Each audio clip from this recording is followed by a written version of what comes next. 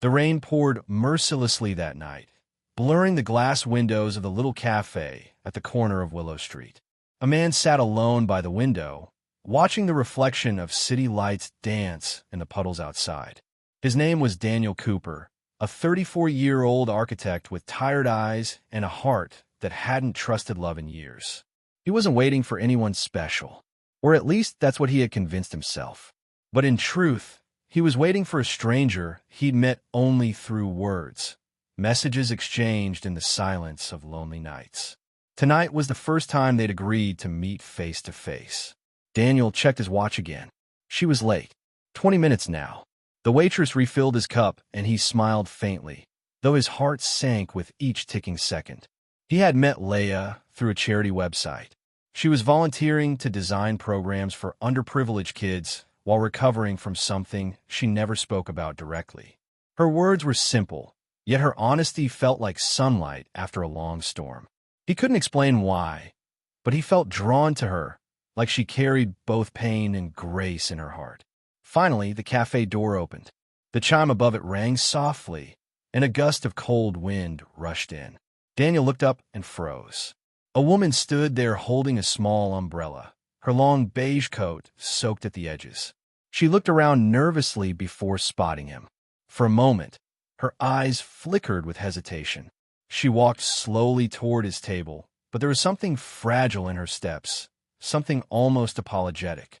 When she reached him, she didn't sit right away. Her trembling hands clutched the strap of her purse. Her voice was barely audible when she said, "Daniel, it's me, Leah." He stood up, smiling warmly. "You found the place." She hesitated again, looking down. "I'm sorry. I should have told you before." Confused, Daniel tilted his head slightly. "Told me what?" Her voice cracked as she whispered, "I'm not beautiful like you expected." Then she slowly removed the scarf wrapped around her neck, revealing a faint scar that ran from her jawline to her cheek. It wasn't monstrous or grotesque, just a mark that told a story. But she lowered her gaze, as if expecting rejection. Daniel's expression softened. He stepped closer, his voice low but steady. "You're perfect." Tears gathered in her eyes before she could even respond. No one had ever said that to her without pity or disbelief. For the first time, she felt seen, not for her scars, but for her soul. Leah had been in a car accident 3 years ago. Her fiancé at the time had left her 2 weeks after she was discharged from the hospital. He said he couldn't handle watching her live with that face. Since then, she'd stopped looking in mirrors for too long. She volunteered. She read. She helped others, but inside she felt invisible. Tonight, she almost didn't come. She had stood outside the cafe for 15 minutes, convincing herself to turn back. But something about Daniel's messages, his gentleness, his humor, his ability to talk about pain like it wasn't shameful, had given her the courage to walk through that door. As they talked, the cafe slowly emptied. Daniel listened more than he spoke, and Leah began to laugh, a sound she hadn't heard from herself in years. He didn't flinch when she looked up, didn't glance away from the scar. Instead, he looked into her eyes like nothing else existed. When she told him she used to paint before the accident, but stopped because she thought beauty no longer belonged in her world, he simply said, "Then it's time to paint again. The world still needs your colors." Over the next few weeks, they met often at the cafe, at the park, sometimes at the art center where Leah started painting again. Her work bloomed like a resurrection. She painted children's faces, old city walls, sunsets she thought she'd never see again. Daniel became her biggest supporter, helping her exhibit her paintings at a local gallery. But behind her growing smile, Leah still carried a quiet fear. She didn't know if his kindness was just sympathy. Late at night, she'd stand before the mirror and trace the scar with her fingertip, whispering to her reflection, "He deserves someone whole." The ghosts of her past still haunted her, the cruel whispers of her ex, the looks people gave her in public, the stares that never stopped burning. One evening, while Daniel was helping her hang a new painting, she finally asked, "Why do you keep showing up for me?" He paused, then looked straight into her eyes. "Because when I was at my lowest, someone told me I was worth showing up for. I just want to pass that on."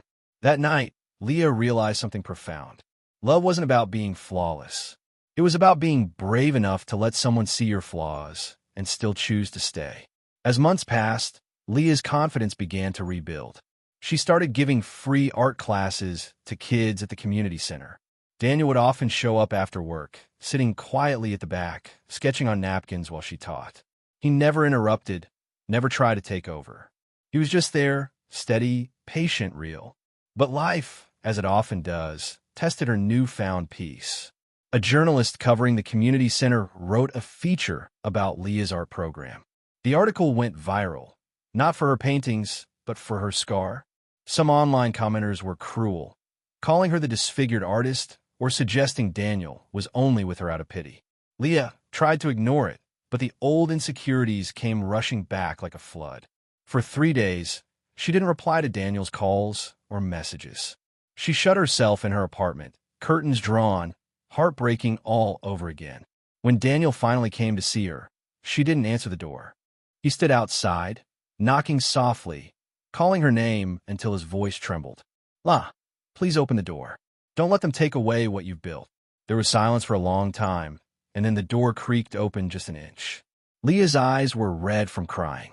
"They're right, Daniel," she said in a broken whisper. "You deserve someone who looks normal. Someone you wouldn't have to defend." Daniel's jaw tightened. "You think I care about what strangers say?" "La, I lost my wife 5 years ago to cancer. She didn't have hair. She couldn't walk. But she was the most beautiful person I ever knew. Beauty fades, souls don't." Tears streamed down Leah's face as he continued, his voice trembling with emotion. "When I met you, I saw life in your eyes again. I saw someone who refused to give up. That's beauty, Leah. That's what perfect looks like to me." And that moment broke the last wall around her heart.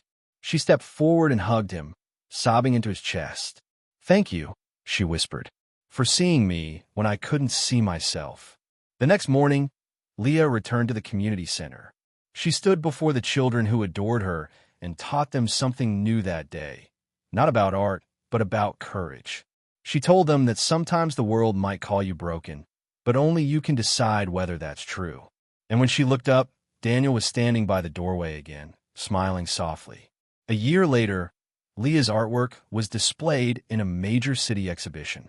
The title of her collection was Perfectly Scarred.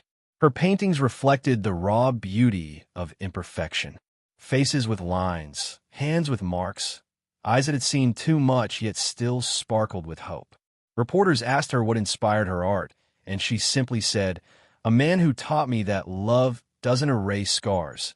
It makes them part of your story." That night after the exhibition, Leah and Daniel walked under the city lights. It wasn't raining this time. The air was calm, and her heart was lighter than ever. She turned to him, smiling softly. "Do you still think I'm perfect?" she teased. He looked at her the same way he did that first night, without hesitation, even more than before. They stood silently for a moment, watching the stars shimmer above the skyline. Leah reached out, taking his hand. "You know," she said, her voice quiet, "I used to hate mirrors, but now, every time I look into one, I see the woman you believed I could be." Daniel smiled. "Then I guess we both healed. Because love didn't fix them. It reminded them they were never truly broken." This was Leah's echo tale. If this story touched your heart, let us know in the comments. What does true beauty mean to you? Your words might inspire someone who's still learning to love themselves. Please hit the like button on this video and subscribe to Echo Tales for more stories of kindness, forgiveness, and hope.